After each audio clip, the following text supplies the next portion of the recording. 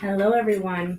My name's Margaret Schaus. I'm a licensed professional counselor here at Effective Artistry. Brandon just stepped out to go to the restroom, so I am in charge of the intro, which I will try not to butcher. But this is not therapy hour for many, many reasons. It's just a conversation with me and Brandon, just talking about whatever comes up. We check in with each other, and then we kind of go from there. We are a private practice group in Northbrook, Illinois, and we do coaching, individual therapy, couples therapy, and groups. He sprung this on me, so I'm trying to remember the intro to the best of my ability. But we see both in-person and virtual clients. I think that is it. I feel like I'm definitely missing something here. But yeah, this is not therapy. It's just an open conversation. Oh, and I knew it. I forgot. We will be reading comments as they come in too. I think it's the best when it's interactive with other people. I believe there's 3 streaming platforms. I cannot remember the exact names. So if you are commenting on one platform, you will not see the comments on the other platform that you're on, but we do our best to read it out loud and respond to the questions. I think that is it. While we wait for Brandon, I'm going to do my own little check-in today. I'm doing okay. Had a little bit of an anxious morning. Just a lot of rushing around, which I've not rushed around in a long time. So was kind of threw me off my game a little bit, but I stopped at the dollar store and I got a little fidget that I've been using, which has been really helpful. And yeah, just going through the motions today. I'm happy to be here. It's funny, this happens every time before I do a podcast or before I do a stream. I'm always kind of in my head a little bit beforehand, and then it goes live and then kind of dissipates, which is really cool to see. Yeah, I think that is it. Sorry, I keep hearing footsteps out there, and I'm like, who is out there? I don't know if he's back yet, but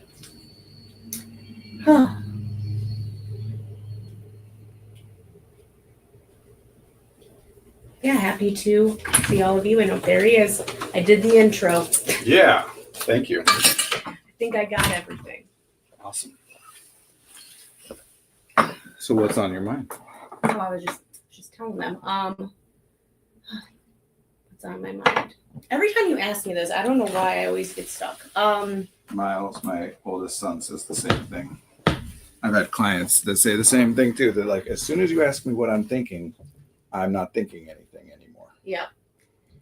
But I guess happy to be here. I was just saying on the stream how right before I'm on any podcast or any stream or anything like that, I tend to get in my head and I have so many thoughts going on at the same time. And then the moment I'm here and I'm in this space and just talking about our approach and helping people, it kind of just dissipates, which is pretty cool.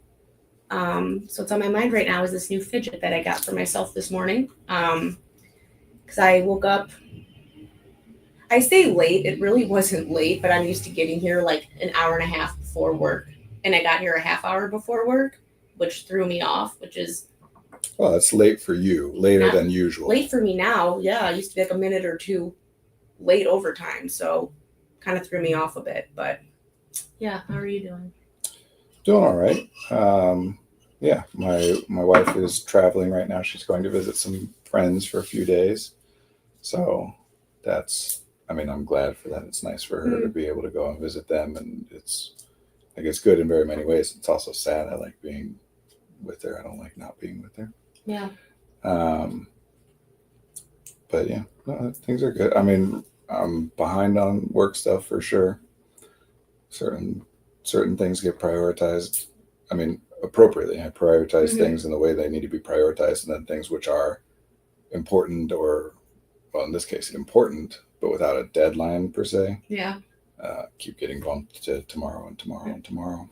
Do you think that works not having a deadline? Do I think that what you said?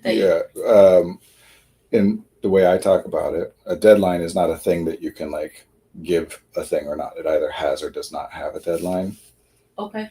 For me, and this comes up more when we're doing executive functioning coaching stuff or executive functioning specific stuff. Deadline is there's a point in time at which if the task is not accomplished, a problem now happens. Mm-hmm.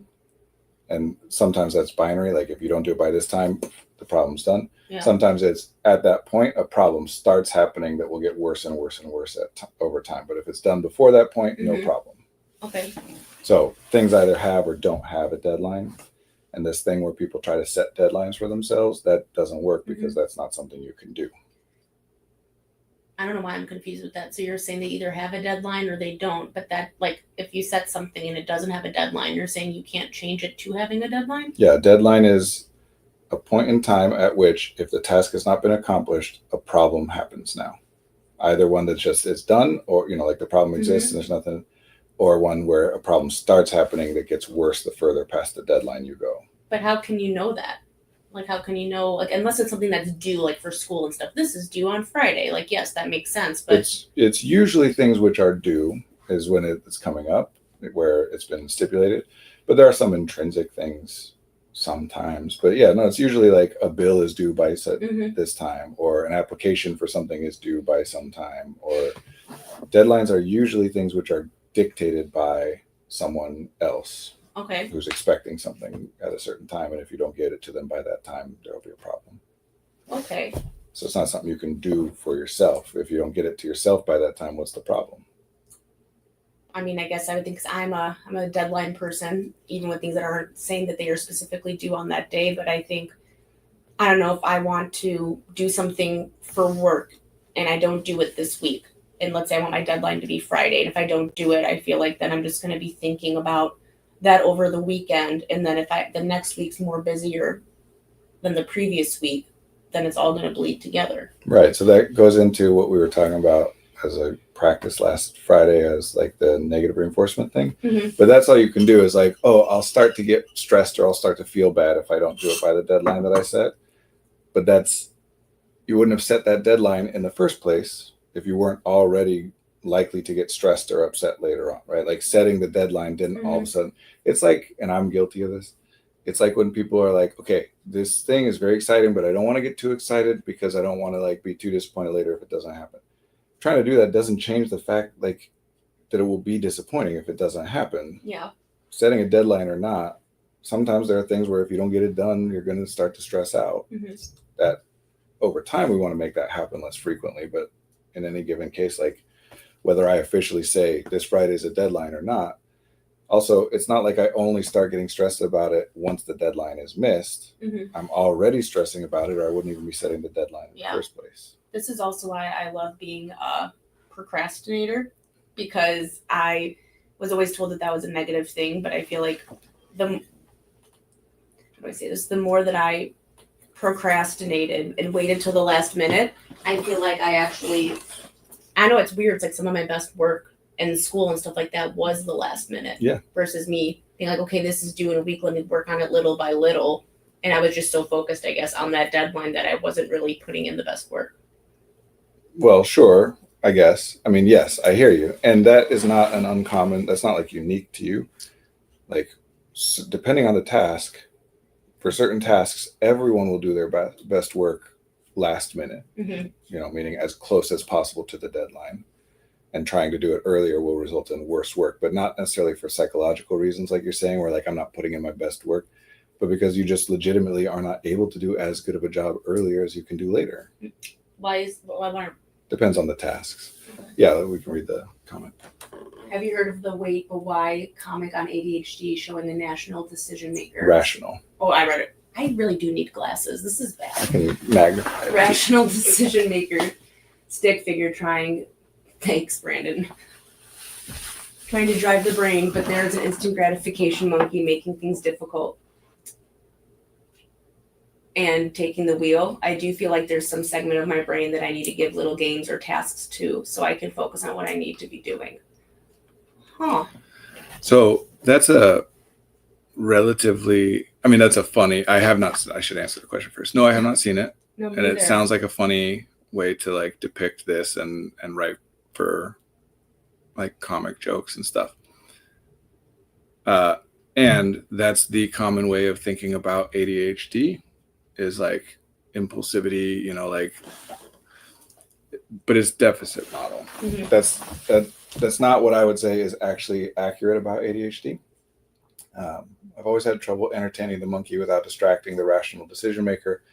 But lately, I've been given the monkey tasks like listen to this set of songs and decide which ones are good for a character playlist. And then I won't actually do that because I'll be too focused on the like work task the rational decision maker is doing.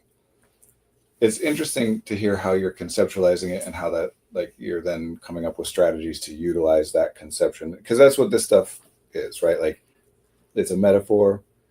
And so it's not something that like is or is not true. It's just a story, and it's a story that like if thinking about it in that way is useful to you, then it's useful and it's great. And sometimes it's not. I want to ask, where did you get from the first comment the medical model? The deficit model. I mean, yeah. Because this is not, to be clear, this is not commentary on Baston Sider, the commentator who wrote this. It's not commentary on how they framed it. It's commentary on the concept that is being discussed. Oh, okay. Oh, okay. There's a focus in our culture on rationality being the best way to make decisions. Mhm. That like rationality is better than all other things, especially emotionality and impulsivity, which is not true. Rationality has its limitations, which is why we can do all of these things together. It's also that like there's an emphasis on ADHD as being the rational decision maker is having a hard time making decisions or driving things because of the instant gratification monkey, as though either other people that don't have ADHD have no instant gratification monkey, or their instant gratification monkey is not as loud, or the rational decision maker is better able to ignore it and make rational decisions. It's framing ADHD as being more focused on instant gratification and therefore less focused on rational decision making. Okay, no, I get that now. Took me a second. Which is, like I said, that's the way that our culture talks about it. So it's not a comment on like that comic or on this commenter, Baston Sider. But that's what we're talking about, deficit model. It's also, here's the fun thing about rationality, logic. We're talking about abstract thought. I think it's a way for me to model the feeling that in order to do a difficult, non-fun task, I need an easy, fun task, like basically simultaneously. I need to keep the monkey entertained. I hear you. I do. And that is a thing that I think that's a very like descriptive and evocative way to describe an experience that you have, that many people have. And I would say that experience is not, I think that the variables that correlate to a person having that experience are different than the ones that people generally think that they are, because ADHD or not, whatever brain or whatever nervous system or whatever a person has, there are difficult non-fun tasks that you do that you have no problem doing. In certain contexts, like you just do it. In other contexts, then it's difficult. And vice versa. There are times where it's like, yeah, I want to do easy, fun tasks. There are other times where like it would be in practical terms, it is impossible. A person is not doing easy, fun tasks. And a lot of that has to do with importance. What were you saying? I don't want it because I feel like I'm going to get confused. What were you saying though about abstract thought? Rationality, it's about logic. It's about using thought, meaning we have our concepts about things and we combine those concepts and follow connections and extrapolate things out to logical or rational conclusions, not obviously observing what actually happens. There would be no point to rationality or logic if it's just we observed what happened. We're predicting and projecting what we think is likely to be true. One of the major downsides of it, I'm saving the biggest one for later, even though one of the major downsides of it that people are more aware of, although not completely aware of necessarily, is that good logic, it leads to bad conclusions if it incorporates or starts with bad premises. Okay. Meaning, if you tell me that if I believe that if I go outside, I will burst into flame, then the logical decision is to not go outside. Yeah. So a lot of the vulnerability there, and this is a big problem for people generally, especially in our culture, we have a very intellectually focused, a very cognitively focused culture. We prioritize rationality and logic, abstract thinking, predictions about the future. So if we believe something that isn't true, then we make rational, logical decisions that are bad decisions. If we believe in something that's not true?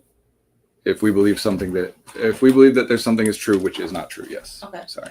Okay. If there's something we believe to be true that isn't true, then it will play into us making decisions based on good logic that are very rational, which are harmful decisions to make. Okay. Because we have the wrong idea.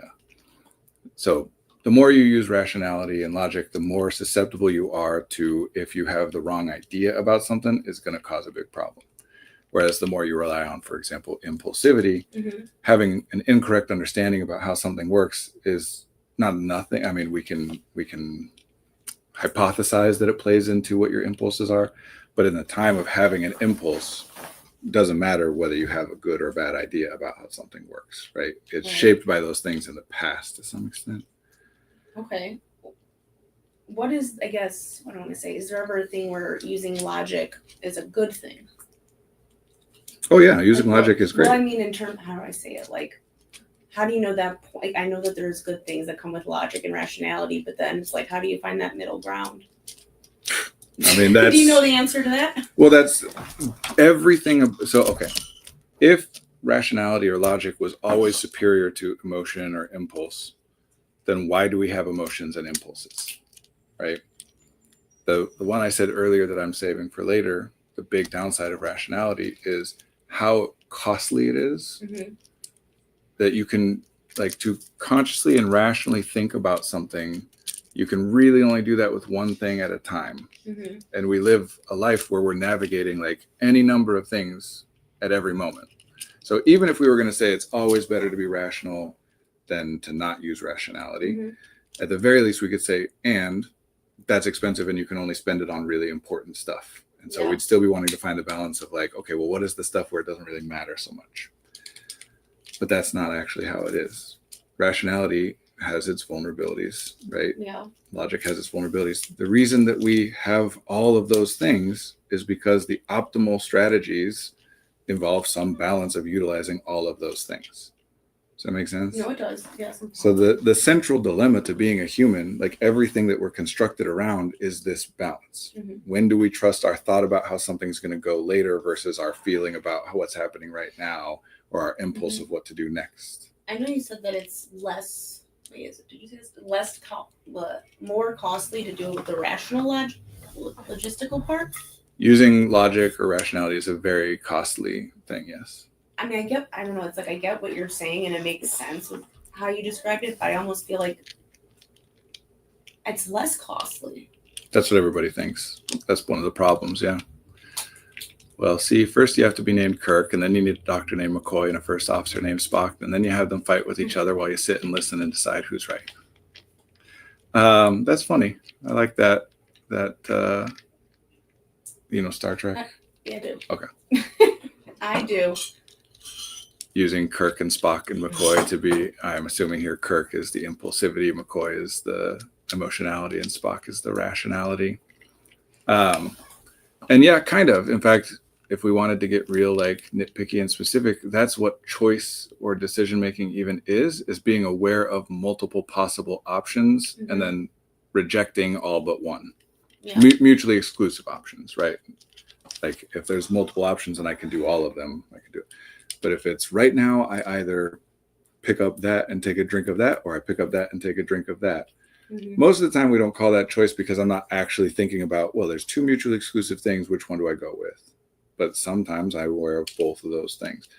So being aware of impulse is impossible to do, obviously, all the time, but it is useful to do in the sense that it gives us more information. It's like adding the Kirk or the McCoy or whatever. Yeah. The more aware you become of your emotionality and of your impulses, the more you are then able to use the Spock, the rationality, the conscious awareness to say, there's multiple options here. Yeah. Let me take a look. But of course, doing that is going to be tilted towards the Spock because you're engaging in a logical thinking, an abstract cognitive process. And so the abstract cognitive approach is kind of always going to be preferenced and like, oh, well, that impulse is probably bad. This results over time in us, this is an oversimplification, but this results in us, or maybe not results, but describes, labels, whatever, that we don't, the more we think, the less we trust our body. Yeah. When we're talking about the instant gratification monkey, that's what we're talking about is the body, right? Like, it's not that there's the rational decision-making thinker and the monkey thinker. One of those is the thinker. The rational decision-making thing is the thinker. The monkey is the body just having impulses. Yeah. But our culture is very, very much built on, and by our culture here, I'm referring specifically to American culture. I do think it's a broader Western thing, but I think American culture has its own specifics and intensities that involve like what I'm about to talk about. This basic idea that things which are enjoyable are bad. Yeah. And things which are good, not that all things which are unpleasant or painful are good, but that all things which are good are painful or difficult or unpleasant. Things which are easy are bad.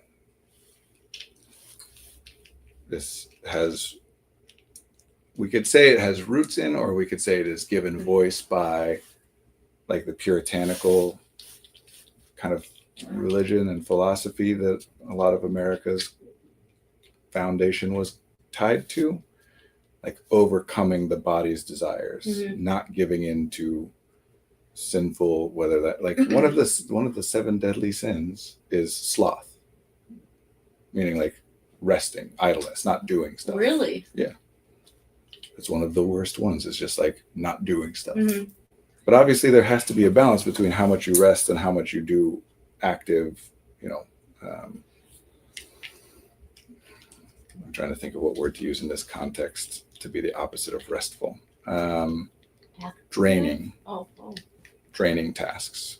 Because it's not about, some of them are valuable, some of them are not. But the rest is when you're not engaging in something that's taking a lot of resources. The opposite of that is engaging in stuff that costs a lot. So taxing.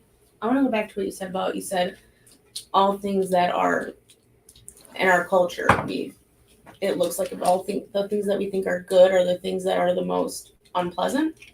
Well, that all things which are truly good are to some extent difficult or unpleasant, yes. But what about the example of like hanging out with friends? I think that's good. I don't think that's unpleasant. Oh, one of my favorite things I've learned from D&D is a deadly sin. Hold on. You don't think, sorry, say that again. We talk about hanging out with friends as being good. Yeah, but that's not unpleasant. We don't usually talk about it as being good. We talk about it as being good in the same way that we talk about like sleeping as being good or other versions of rest being good, where like there is a growing awareness or at least a growing discussion about, hey, restful things are also important. But if we're like, oh man, I've got so much going on at work, right, I better go hang out with my friends. Like, no, you're supposed to do the work stuff. Honestly, I'm really happy that I just got so like confused about that because wow, light bulb moment for me, how much my concept of all of this has changed. Because I feel like 4 years ago I would have been like, no, like that is bad. And now I just like, it's so hard for me to like understand, even though I get what you're saying, but it's so hard for me to understand that is looked at as a negative thing. Yeah. Same with rest, same with everything. And certainly like we here at Effective Artistry and the people that like are engaged with this stuff, we certainly are people who talk about that stuff probably more than the average person, but we're not the only ones. Other people talk about this stuff too. And it's what I would say is developmental, where like, when I say developmental, I mean step 1 is better than 0. Right. And 2 is better than 1 and 3 is better than 2, but you can't go from 0 to 3. You got to go to each step.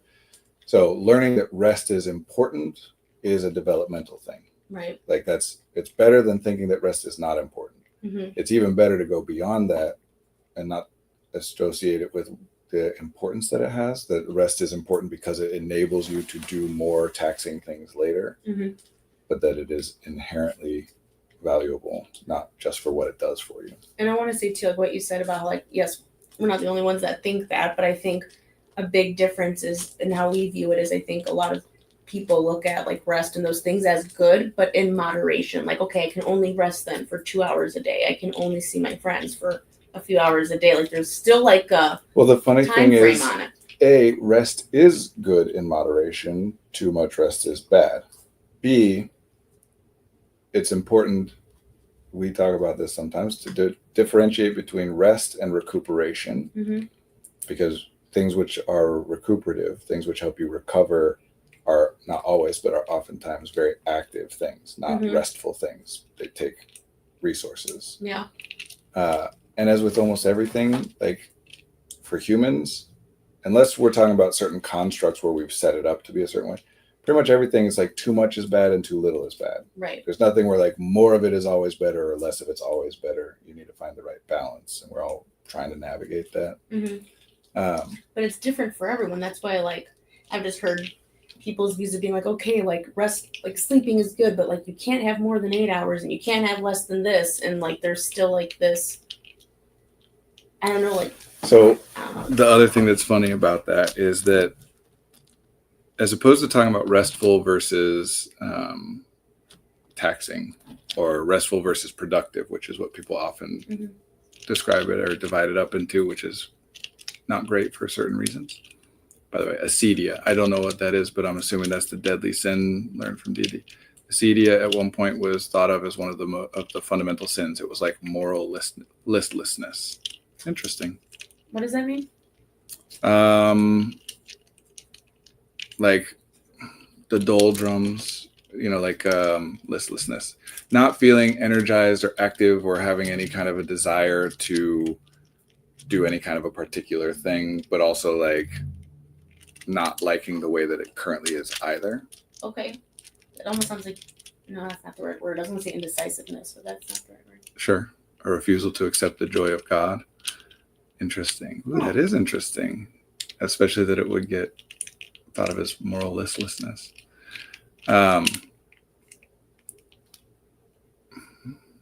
Basically apathy. Interesting. I am curious about that, but also I don't know to what extent this is the language that you're applying to it versus what you've gotten from other sources, and but yeah, I mean, there is, the further back you go, the more you'll see, even in like American, oh man, getting into like religion and stuff, that's probably not super efficient or helpful right now. This idea that like pleasure is bad Mm-hmm. is a new thing. How new? Like America. Oh. Okay. 200 years kind of new, right? Like obviously. You said pleasure? Yeah. Okay. Joy, liking something, doing things that you enjoy, or having experiences that you enjoy or find pleasurable. I think it is to some extent, and especially part of why it's happening, why we're talking about it more and more, or like not talking about it, but why the culture is going further in this direction, is a response to the increase in like leisure time. That things are getting, objectively speaking, talking about like the physical reality of the day-to-day life of a human in the United States, it's like way better than the physical reality of the life of, that's not to say there are no problems or that everything's better than it was a year ago or whatever, but nobody's wanting to go back to like before plumbing and HVAC and stuff was a thing, or before you could just go to the store or whatever, right? Like part of the reason that we're becoming more cognitively oriented is because we have the opportunity to be more cognitively oriented, because the physical problems on balance are not as prevalent and are more easily solved when they do occur. That there are always like edge cases, but pretty much everybody, no matter how, like there are some edge case exceptions, but for the most part, even people who are very impoverished have access to like running water. Mm-hmm. It's not always potable, drinking water, but it's still water that you can get like where you need it for other tasks. Anyway, what were we talking about before the acedia thing? You were saying something about, well, whatever. Talking about this being a relatively new idea that that pleasure is a bad thing. Mm-hmm. Further back you go, the more that you see, even from like larger institutions like religions and whatever, the more you see an emphasis on like, no, like we should be trying to enjoy ourselves. Yeah. because it didn't just like happen so automatically. Part of what we're dealing with, it's kind of like we always talk about like a dog that's chasing a car. He wouldn't know what to do with it if he caught it. Mm-hmm. To some extent, that's Never what's heard happening. It's just, it's a like, I don't know that I would say it was a common phrase per se, but like, you know, it's like a dog with a chasing car. It wouldn't know what to do with it if he got it. To some extent, we're talking about that, where like our bodies, our culture, everything has been optimized around like addressing the reality of being humans and trying to survive. Mm-hmm. And over time, we've made survival easier and easier and easier and easier. Yeah.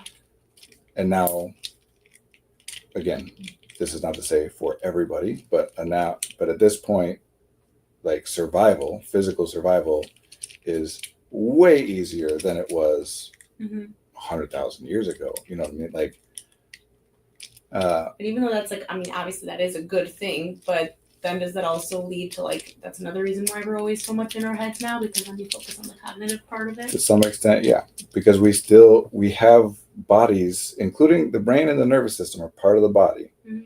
We have bodies, nervous systems, brains that were evolved in the context of survival is difficult and you got to like do a lot of stuff to make sure that it happens.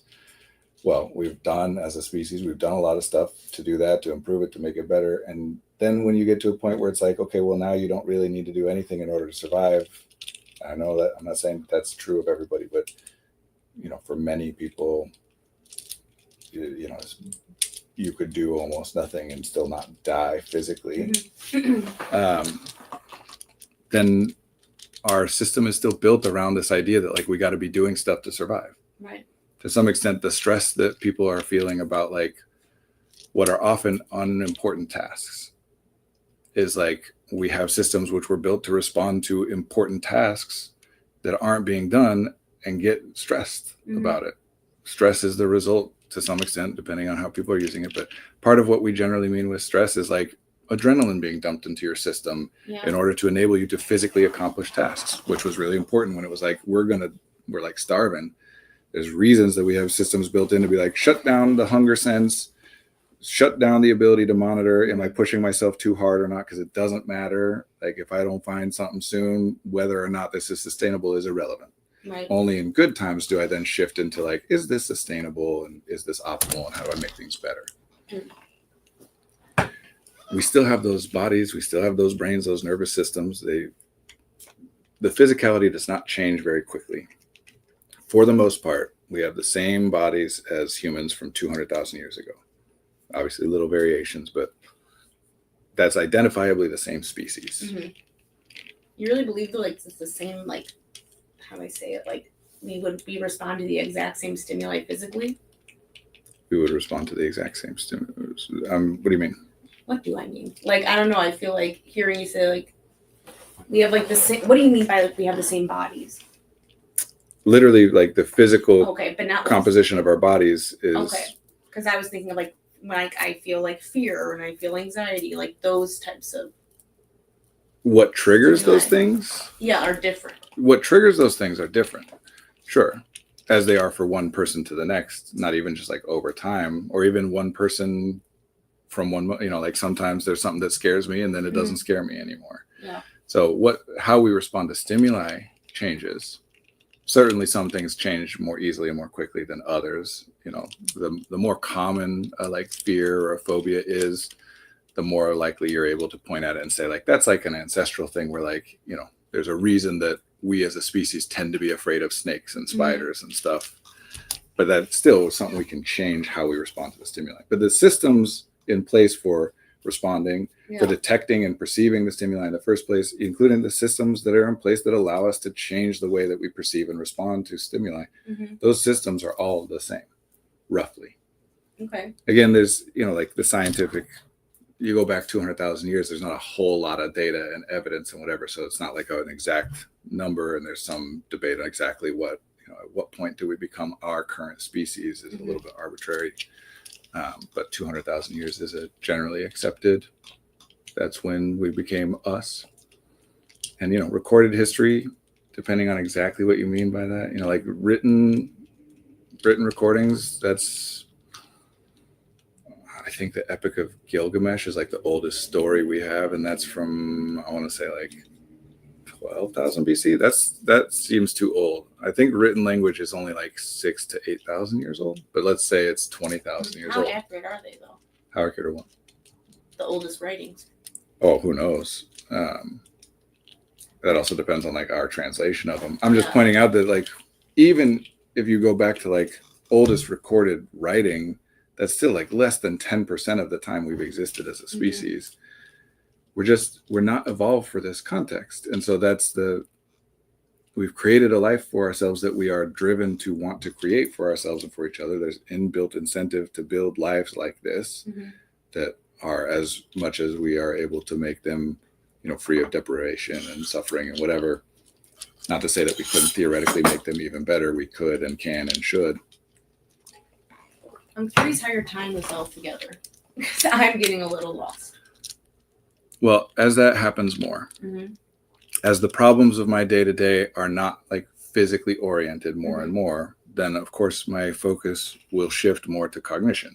Right. In other words, it's like Maslow's hierarchy of needs, right? If I'm starving right now, I can't really think about what's going to happen tomorrow. And in fact, if I were to, it would get in the way of trying to solve the problem right now. Yeah. So we're designed in such a way that if I'm starving right now, I'm not even capable of thinking about tomorrow. Right.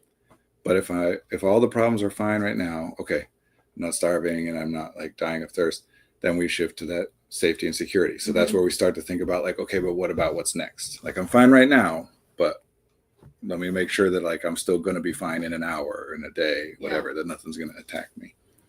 And then if that's going okay and we don't have any problems there that we can identify, then it shifts to that like connectedness and social belonging. It's like, well, that's an even longer term, not just like how do I protect myself from the elements or, a predator, but like how do I make sure that I'm connected with other humans because that's the best long-term strategy and things will go better for us and so on and so forth. The better things are for you in terms of physical survival, the more it is built into us then for our thoughts to shift towards future and others.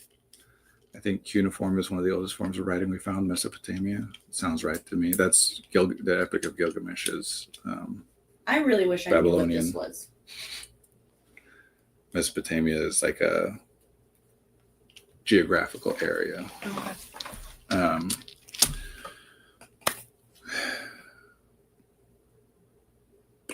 Okay, so species. We evolve communally as a species, humans, right? So if, let's say that through the collective actions of all 50 of us in this group, we're able to create enough surplus resources that one of us doesn't have to do anything to like survive day to day. Then it benefits us to do that. And we identify collectively, like who's the person that's not going to have to do the day-to-day survival stuff. And in exchange, we only do that because that person can then do other things that theoretically are going to be helpful for us all later, tomorrow and later on and whatever. So that's part of the inherent balance is like, there's a problem on the table, I got to solve it. And when there's not, I start thinking about things or exploring things in ways that are designed around the possibility of making things better over the long term or into the future. We specialize, so some of us do that more and some of us do it less. Ironically, to me, one of the things that's problematic about that deficit model approach to ADHD is I actually think that most of what we call ADHD symptoms in our culture are better explained by a disproportionate focus on cognition as opposed to not being rational enough. It's as opposed to this idea of like instant gratification thing. Well, like, let me ask this. A person with ADHD, a person without ADHD, which of those people is more likely to spend time thinking about how to improve their productivity over time? More ADHD? Yeah. Which of those people is more likely to be monitoring their performance over time, looking for whether they're doing a bad job or a good job and coming up with ideas of how to improve the job and introducing new techniques and concepts and structures to try and improve that job and still monitoring whether it's as good as they want it to be or not. Like, which of them is more likely to think about, like, here's a problem that's been presented. I really better take my time and think about this versus like, I'm just going to solve the problem. But our culture talks about rationality as being only good. So when somebody does something that we think of as like not being beneficial, we can't explain that as they're being more Mhm. cognitively oriented. I don't know why this is making me think of opening up a whole other side topic real quick, but just with you saying that, I was just thinking of the DSM and the DSM at a whole, and being like everyone can feel any of these Yeah. criteria ever. Under the appropriate context. Yeah, that was a big shock to me. I remember it was like probably a few years ago when I first started working here, and you had told me to go in the DSM. And he's like, and you're like, take a look at it and see it. And I was just like, almost just like dumbfounded. Like everything was just like, have you been sad the last 6 months? Have you had issues with relationships? Like just so Right. basic. Which isn't to say that there's nothing to the diagnostic criteria. There's reasons to categorize these things. These are real things. But the differences are not matters of do you experience this or not at all. It's a matter of like how frequently, Right. how intense, Yeah. what's the duration when you experience it, what's the impact when you experience it. And the few things that are in there that you could make the case are like, no, this is something some people experience and other people don't, are that really depends on how you frame it. Well, I was gonna you know. say like the hallucinations, delusion. Those part. are the ones that lots yeah. of people would be like, well, I don't hallucinate, but it really depends on what you mean by hallucinate. Yeah. Like the underlying phenomena of hallucination, everybody experiences literally all the time because it's just cognition. Mm-hmm. Whether you make the mistake then, or whether the glitch happens, or however you want to frame it, of identifying something that is cognitive as being real, Mm-hmm. like that's not just a thought, that's a thing that I heard in the environment, is a separate thing. And again, even then, every single person, at least at some time, has been like, did I just hear? Yeah. Like, was that in my head, or did that really happen? Did I just see that thing, or did I just imagine? Or your internal monologue. Do I remember this thing, or was that a dream? Mm-hmm. Or, you know, like Hear what I said? your internal monologue Yeah. too. Yeah. It has a distinct voice too. Like I can. Your internal monologue? Yeah. Interesting. I know it is. It's something. Mine, I don't have like an auditory. Generally, I don't like my cognition. I don't read it as being auditory in nature. I think for I the just most spent part. so much time in cognition that I just have a voice to it now. I never thought I had ADHD until someone mentioned that coffee putting them to sleep was an ADHD trait. I'm not the only one. That happens to me. Yeah, same with sugar. Yeah. My mom and I, it's funny. My mom and I, when we would have trouble going to sleep, we'd make a pot of coffee in the middle of the night and go to bed. It's the strangest thing. So this is a great example of what I'm talking about. This is a thing that's discussed. I'm not aware of like, you know, peer-reviewed research on this. It might exist, but I'm not aware of it. But certainly this idea that like drinking coffee or caffeine of any kind and or sugar as being Mhm. things that, like if you have ADHD, there's a chance that doing that makes you sleepier. Mm-hmm. Well, as long as we think about ADHD as being a biological disease, meaning that it is at its origin, it's because your body is different than other Mhm. people's bodies, whether that's brain or whatever, and a deficit. It's a bad thing to have. Yeah. Then how do we explain that? Is like, some people just have the opposite reaction to chemicals that people generally do, Mhm. which is not something that we generally find to be true, or at least it's not something we generally think of. People don't generally think of like, some people, if you give them morphine, they feel way more pain. You know, like Yeah. we understand that there's fluctuations in how we respond to it, but that Mhm. because of course, like on a chemical and biological level, we are all constructed the same, right? Like when you get to the systems level, obviously there's all kinds of variation. Mhm. But at the root level, again, except for like specific edge cases and things, like the chemical processes that take place are the same. So this is something I learned about a while ago and had a lot to think about. This is one of those things like fidgeting and stimming, you know, Mhm. things that come up where people just say it and it's like accepted that that's just how it is. And I'm like, okay, but there's got to be an explanation for it. Yeah. Not that I can determine it, but I want to think about it. So here's what I've come to with this. I'm going to offer two possible explanations and you can decide which one you think seems more of interest. Not that we can say one is right or prove it. One is the one I just mentioned, the like general cultural thing of like, because they're just weird. Some of us are just weird and we respond to chemicals in the opposite way that people generally do for no reason other than just some kind of weird biology thing that can't be detected by any sort of biological test or observation, but you know, we just have the opposite responses to chemicals. There's that. That's one possibility. Okay. The other possibility is there's more than one other possibility, but this is the other one I'm going to offer right now. What if what we're talking about as feeling tired is actually a bunch of different things, right? Which it is. This one is pretty easy to logically prove. That sometimes when I'm saying tired, what I mean is like cognition is like, I can't think about nothing, whatever. Yeah. And sometimes when I'm feeling tired, I mean like my body has, my muscles are sore. I've done a lot. And then a lot of the time what we're talking about is tired is my perception of how difficult it would be for me to do something, especially like an effortful thing that's hard to get myself to do, or my perception of how much do I want or need sleep, would I benefit from sleep. Well, what if some people, for whatever reason, are more focused on, I'll come to that. My understanding is it's basically for the same reason that Adderall can calm some people with ADHD down. We'll come to that in a minute. Because the same deal. What if there's a person who, for some reason, does not pay attention to the physical cues of tiredness?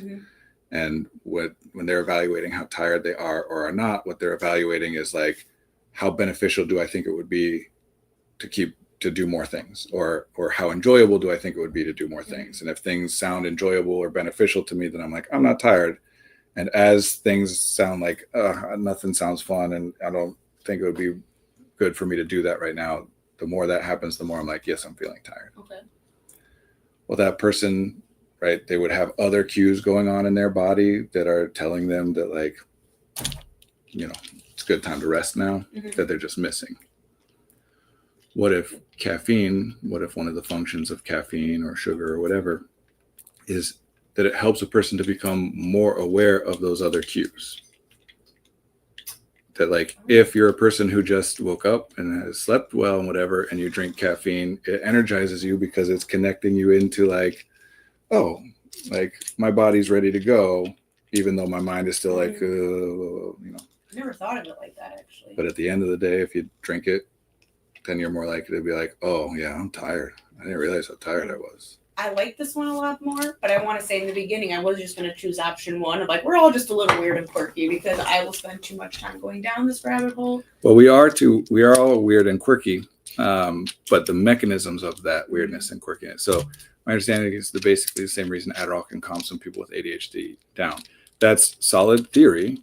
I'm not disagreeing with that, but we don't exactly know the mechanism of that either. And it depends a lot on what we mean by calm down or slow down. Because I want to say too, that was one of the first things, because when I got on Vyvanse was like, I feel calm. And all my friends and family would be like, oh my God, are you like, I don't know, racing and all crazy? And I'm like, no, I think for me, what I think of calming down or slowing down is less racing thoughts, having more one thought at a time. Which another way, if that's what we're talking about, is like, I become less aware. Let's just assume that, like, all people at all times, that your cognition is like a busy factory floor and you're not always paying attention to what's going on, but there's always a lot going on there. And the more that you pay attention to it, the more you notice how much is going on. And so when we're talking about having racing thoughts, what we mean is like, I'm noticing a lot of thoughts. Yeah. I can't ever definitively say I'm having more thoughts than I usually do, because I can only talk about what I notice. Right. Well, then if I were to do something, whether it's Adderall or whatever, that I'm a person who usually pays a good amount of attention, maybe even more attention than other people do, to my factory floor. And therefore I'm aware of more of my thoughts, and everyone else is like, you think that much? I'm like, Yeah.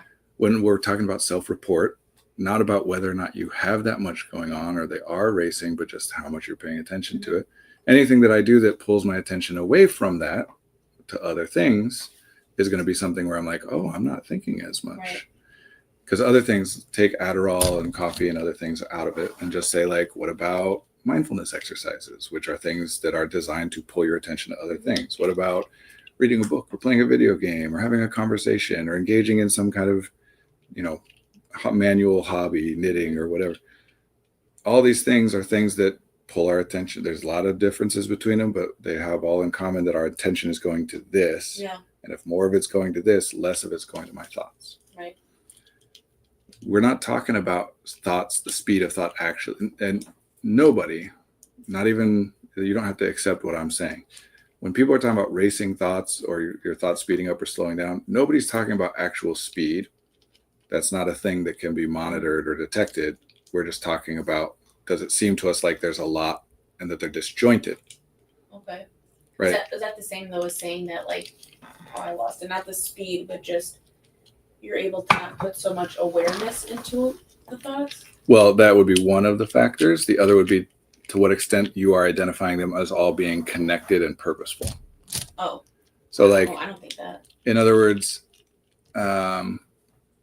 here's something that we all culturally talk about where we're like, thinking fast is a sign of intelligence is really good. Mhm. If we give you a math problem, 867 times 43, and you're able to, and you give the answer, the faster you give the answer, the more we're like, that person's really smart. Oh, okay. But so if I think thoughts really fast of like this number, it's all organized. I and everyone else identifies it as being purposeful, and all of these various thoughts are in a sequence aimed towards an outcome. But if instead I'm like, it's sunny outside. Also, oh, I forgot about that thing. Wait, my mom's coming in town next week, and isn't purple a cool color? And like all these things that I think of as disjointed, Yeah. the thoughts might not be. In fact, we can't say the thoughts are coming more rapidly. We're just identifying them as like, I'm changing topic more Right. quickly than I otherwise would be. Yeah. So when we're talking about racing thoughts versus slow thoughts, all we're actually talking about is how much are my thoughts things that I would identify as being going from one topic to another, as opposed to continuing down the same line. Okay. So then the faster speed you're saying is bouncing from different things? Or the What we're opposite? calling the faster speed. It isn't actually about the speed of thoughts. It's about how quickly I move from one topic to an unrelated okay. topic. As Okay. I identify, these are different. Like, these aren't connected. I'm bouncing all over the place. Whereas if I'm like, these are all connected, like, I'm doing a great job. Gotcha. Okay, that makes sense. And so if there's a person who, for some reason, they identify that their thoughts are disconnected and bouncing to different topics a lot, and then something happens and now I'm all in this linear, like purposeful way that I perceive as being linear and purposeful, then I would say, wow, my thoughts have really slowed down. Yeah. Usually when people are talking, and I can't say this definitively, obviously I haven't interviewed each person who's talked about this, but as far as I can tell, based on the evidence that I have and the people I have talked to, it seems that usually when people are talking about, when I take Adderall, I speed up, they're not talking about their thoughts. They're talking about their actions. Mm-hmm. So we're talking about two categorically different things. ADHDers who say I'm slowing down, they mean my thoughts are slowing down. Right. People who don't have ADHD and say I speed up on it means like I'm getting going on stuff and moving faster. Yeah. People with ADHD, though, who take Adderall would also say, they do also report, not every single one, but generally, that my actions speed up. I'm doing more. I'm getting more done. Instead of thinking about something forever, I'm taking action on it. Right. These are not fundamentally different responses. And the only reason I think that we talk about it the way that we do is because we think of ADHD medication as being like a moral crutch. Yeah. That like you should be able to just be productive. And if you can't, if you're deficient in a way that makes it so you can't be productive like everyone else can, like we acknowledge that's a thing. You're not a bad person. You're just kind of, built in a way that's not as good. Mm-hmm. Then we have this thing available that you can use, and it makes it so you can be more productive and therefore better. Right. But if you don't have that thing, you shouldn't take it, because even though it will help you to do more things and be more productive, Like you don't deserve it. right? Right. Yeah. This is an outgrowth, I think, of the fact that like doing too much and being too productive is Mhm. also bad.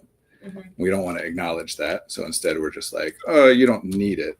And it turns it into this moral thing. But yeah, this is why we talk about it all the time. Almost any adult, pretty much every adult I've ever talked to about this, who has explored taking ADHD medicine or started taking ADHD medicine as an adult, like knowingly and, through their own choice to some extent, they have heard this idea that for people who have ADHD, the medicine slows you down. If you don't, Yeah. it speeds you up. Mm-hmm. I heard this. Yeah, I did too. You don't go through this whole process of being an adult who's like, maybe this might help me, and not hear people talk about this. Right. And you also don't go through this process and not worry that like, I hope I'm not just making this up, and that Yeah. am I just making excuses? And when you start taking the medicine, you're like, you're not evaluating, is this helping me? You're evaluating like, do I deserve it? Do I Yeah. need it? Yeah. And so we're primed and incentivized to then talk about it as how this slows me down. Where other people who are not invested in like wanting to justify to themselves that this is helpful and I should do it and I'm not just a liar and a cheater and a whatever, they're less likely to be incentivized to be like, no, this slows me down. Right. Like if you, Margaret, if I, Yes. Brandon, you, Bast Insider, if any of us were given Adderall without knowing about it, Mhm. and then asked, like an hour later, like, how you feeling? We would likely be like, I'm really like amped up and I'm Yeah. focused and I'm like moving on things. I'm really driven. Like, I don't want to sit still. I want to get stuff done, because we would not conceptualize it as something where if we say that, that might be evidence to others that we don't really need it, or to ourselves that we don't really need it. I never thought of it like that.